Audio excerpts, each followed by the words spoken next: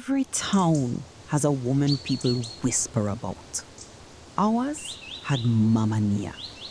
And before you even reached her chair, your hair had already told your business. Mama Nia's shop sat on the edge of the market road, tucked between a tailor's stall and a fruit seller who always played old high life songs too loud. People didn't walk past her door quickly. They slowed down, pretending to check their phones or adjust their bags just to see who was in the chair that day. In our town, hair wasn't vanity. It was record keeping, and Mama Nia, she was the one woman who could read it. Ask anyone and they'll tell you a story. Not from one morning, from years of watching her work. There was Chidi, who used to cheat like it was a sport.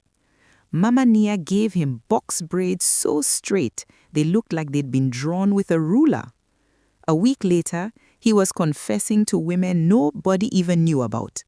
Folks swore the braids straightened him out. Then there was Ngozi, who couldn't keep a job, always flustered, always late.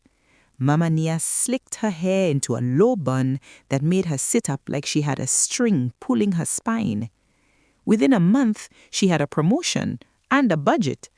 The neighborhood said the bun held her life together. And Kofi, who trembled when he sat in her chair, Mama Nia gave him soft curls, gentle as breath. 2 weeks later, he told the truth he'd been carrying for years. His family held him tight. People whispered that the curls freed him. The stories were everywhere. Some believed them, some didn't. But nothing prepared the neighborhood for the day Asha walked in.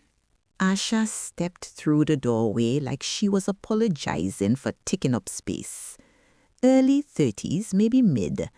Pretty, but in that tired way you only see on women who've spent too long carrying other people's expectations. Her hair was long, thick, and heavy. Not the glamorous kind of heavy, the kind that made her neck work harder than it should. She greeted Mama Nia with a soft, "Good afternoon," and even that sounded borrowed, like she'd practiced it on the walkover. The room shifted, not dramatically, just a quiet tightening, the way people lean in without meaning to. Even the fruit seller outside turned his music down a notch, though he'd swear he didn't. Mama Nia nodded at her, warm but watchful. "Come, sit." Her voice always had that calm weight to it, like she'd already seen the ending of your story and was just waiting for you to catch up. Asha sat, back straight, hands folded, eyes lowered, the kind of posture that tells you everything before a word is spoken. Mama Nia reached for her hair the way she always did, gentle, respectful, like she was greeting an old friend. But the moment her fingers touched Asha's scalp, she froze. Not a big reaction, just her breath stopping mid-inhale, a blink that lasted a second too long. She withdrew her hands slowly, as if the hair had burned her.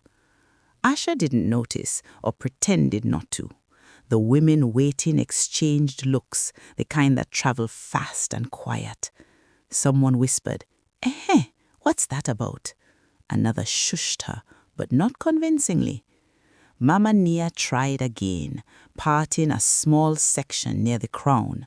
Her brows pulled together.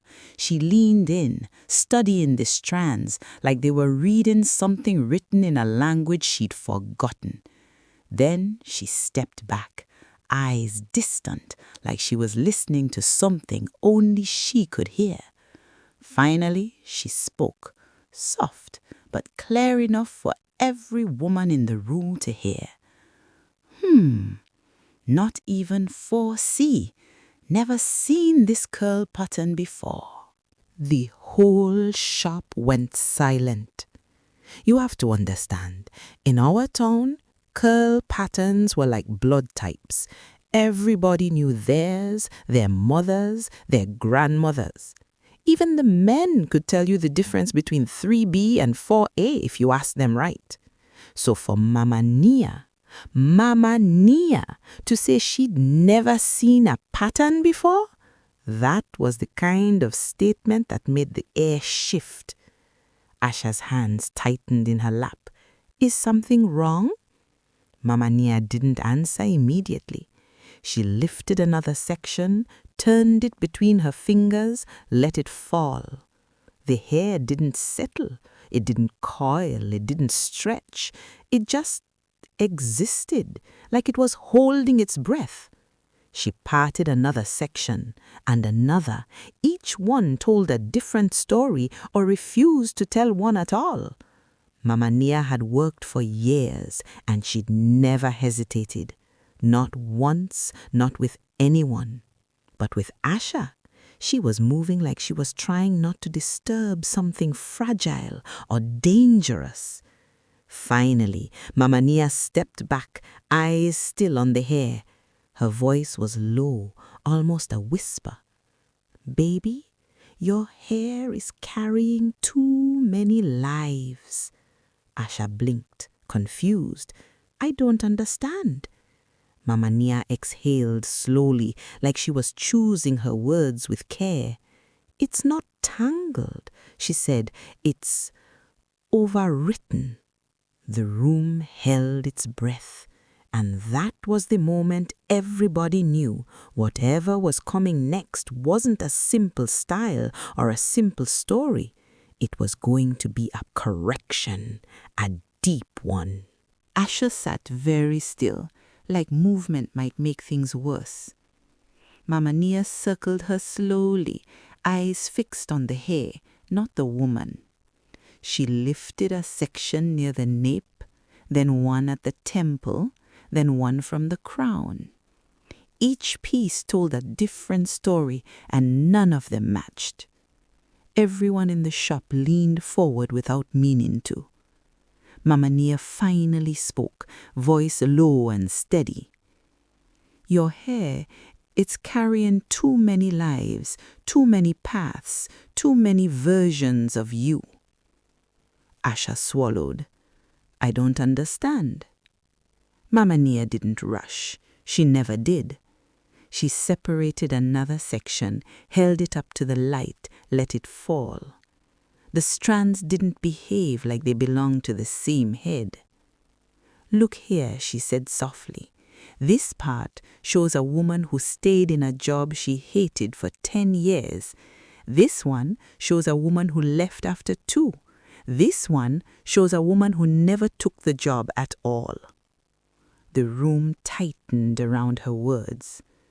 Asha blinked hard. That doesn't make sense. No, Mama Nia agreed. It doesn't. She moved to the other side, fingers gentle but sure. Here, she said, shows a woman who married young.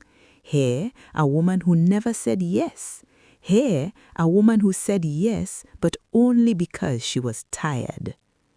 Asha's breath hitched. Mama Nia kept going, not unkindly.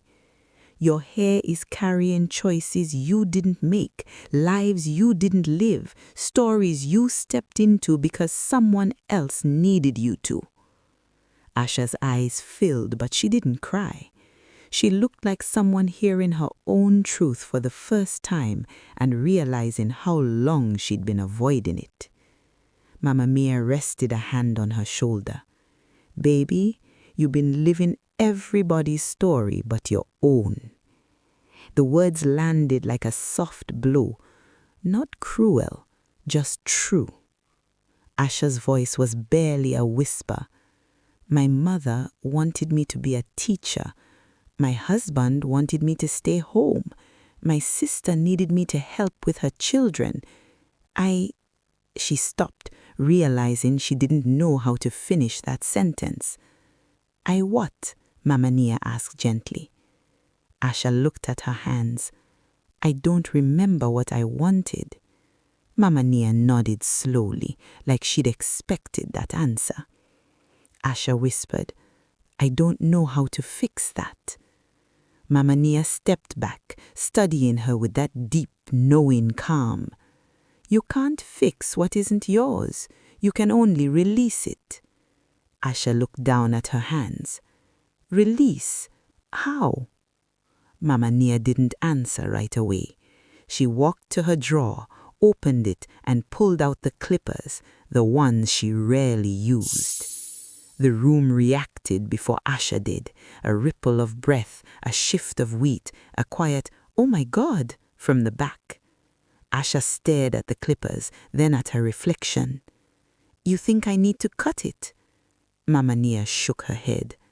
Not cut. She stepped closer, voice soft but firm. Start again. Asha's lips parted, but no sound came out. She looked at her hair, all that weight, all those borrowed lives, and something in her face cracked open. Not fear, not vanity, just recognition. She whispered, My name means life. Mama Nia nodded once. I know. Asha closed her eyes. When she opened them, she looked lighter already. Okay, she said, do it. Mama Nia placed a steady hand on her shoulder. You sure? Asha nodded. I'm ready to live mine. The room held its breath as Mama Nia clicked the clippers on. A low hum filled the shop, the sound of release, of truth, of a woman choosing herself. And that was the moment everyone knew. This wasn't just a corrective style. This was a rebirth. The clippers hummed low, steady, almost gentle. Asha sat with her eyes closed, breathing slow, like she was preparing for something sacred. And in a way she was. In our town, hair held history, but letting it go, that was a kind of prayer. Mama Nia placed a hand at the base of Asha's neck, grounding her. You ready? Asha nodded once. Yes. The first pass was quiet. No gasp, no drama, just the soft whisper of hair sliding down the cape and onto the floor. Long strands, heavy strands, strands that had been carrying other people's expectations for years. They dropped like they'd been waiting for permission. Asha's shoulders dropped with them. Her jaw unclenched. Her breath deepened. The women watching didn't speak, not out of shock, out of respect. Mama Nia moved slowly, deliberately. She wasn't shaving a head, she was releasing a life. Each sweep of the clippers felt like a sentence being rewritten. Asha didn't flinch, she didn't reach up, she didn't second guess. She just breathed, deeper and deeper, like every inch of scalp revealed was letting her lungs expand. When the last of the length fell, Mama Nia switched to a smaller guard, smoothing the shape, evening the grain. Asha's head emerged, elegant, strong, beautifully shaped, like it had been waiting under all that weight to finally be seen. When Mama Nia clicked the clippers off, the silence felt full. Asha opened her eyes and looked at herself in the mirror. Really looked, not at what was missing, at what was finally visible. Her hand rose slowly, fingertips brushing her scalp. She exhaled, long, shaky, relieved. I feel, she paused, searching for the right word, like myself. Mama Nia smiled, soft and knowing. That's because you're finally carrying only your own life.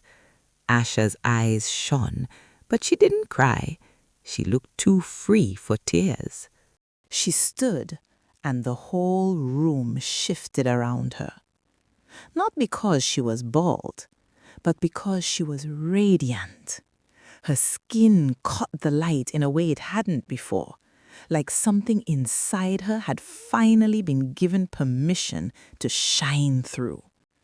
Her posture lengthened, her features sharpened, her presence filled the doorway. She looked like a woman carved from truth, regal, grounded, unmistakably queenly. Not the kind of queen who wears jewels, the kind who is the jewel. Crown gone, history gone, every borrowed life swept onto the floor. What remained was the shape of her real self, uncovered and undeniable. She thanked Mama Nia quietly, paid, and walked out into the sunlight. The fruit seller turned his music back up without realizing he'd turned it down. The tailor peeked out of his stall and nodded like he understood something without needing the details. Asha didn't rush, didn't shrink, didn't apologize for taking up space. She walked like a woman who had finally met herself. Her name meant life, but she didn't find hers until the day she let it all go. And that's the thing people never understood about Mama Nia. She didn't fix lives, she didn't change destinies, she didn't rewrite anyone's story. She just cleared the path so you could walk the one that was already yours. Some folks came for braids, some came for buns, some came for curls. But every now and then, someone walked in carrying too many lives. And for them, the only correction worth making was the one that let them become themselves.